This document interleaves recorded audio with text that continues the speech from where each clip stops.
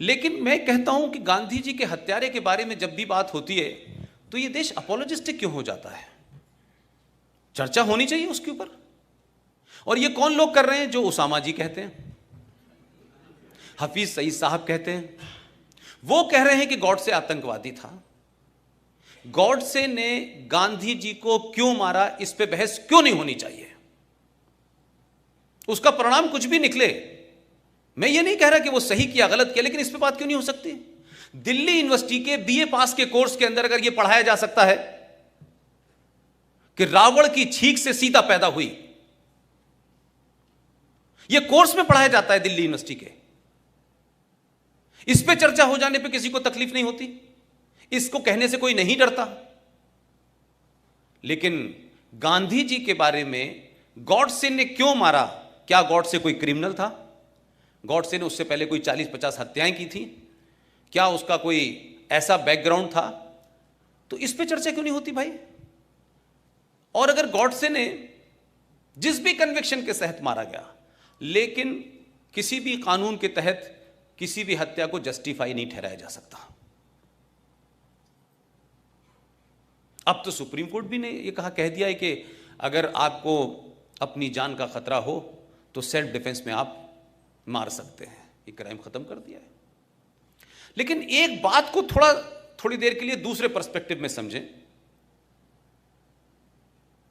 एक नेता ने अपने देश को भरोसा दिलाया और पूरी ताकत से कहा कि पाकिस्तान अगर बना तो मेरी लाश पे बनेगा।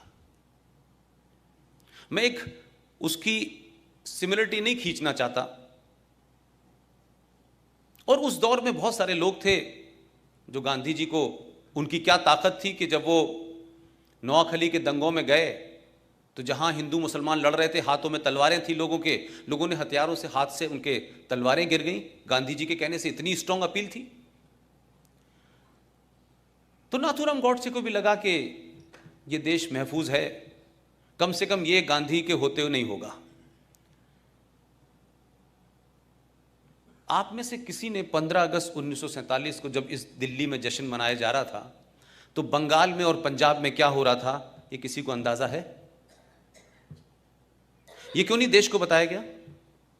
और हिंदुस्तान के कौन से डॉक्यूमेंट में लिखा है कि 15 अगस्त 1947 को भारत आजाद हुआ था? कोई डॉक्यूमेंट नहीं है सरकार के पास। नेशनल आर्काइव दिल्ली में चले जाएं, उसमें लिखा है 15 अगस्त 1947 को ट्रांसफर ऑफ पावर हुआ है। लेकिन हम गीत गा रहे हैं आजादी के।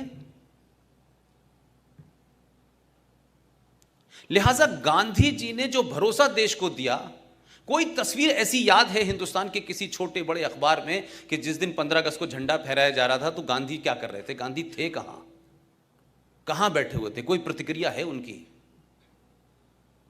तो ये आजादी, जिसको आप आजादी कह रहे हैं, जिसको हम सब लोग आजादी समझ रहे हैं, जिसमें 21 लाख लोगों की सरकारी रिकॉर्ड के हिसाब से मौत हुई है, सबसे ज्यादा लाशें पंजाब से की, सबसे ज्यादा उसके बाद लाशें बंगाल में हुई। गांधी के हत्यारे की चिंता है लोगों को। 21 लाख लोगों का मर्डर हुआ, 21 लाख लोग मारे गए, उनका जिम्मेदार कौन है? उसकी भी कोई जिम्मेदारी लेगा कि नहीं लेगा? वो किसके खाते में जाएंगी भाई? और क्या इस देशवासियों से पूछा था आपने कि हम एक लाइन खींच देंगे पंजाब से और एक लाइन खींच देंगे बंगाल में और ये मुल्क को हम बांट देंगे? ये किसने तय किया था? कौन कॉन्स्पिरेटर थे? क्या गांधी जी को नहीं पता? क्या गांधी जी की सहमति से नहीं हो रहा था? कि गांधी जी को नहीं पता था कि कौन कौन लोग इसमें शामिल हैं? तो गांधी जी की क्या प्रतिक्रिया थी भाई? अंबेडकर से उनका किसी बात पे विवाद हो गया तो अंबेडकर जी के पास पहुंचे और कहा कि मैं आपकी बात से सहमत नहीं हूं, और धरने पे बैठ गए।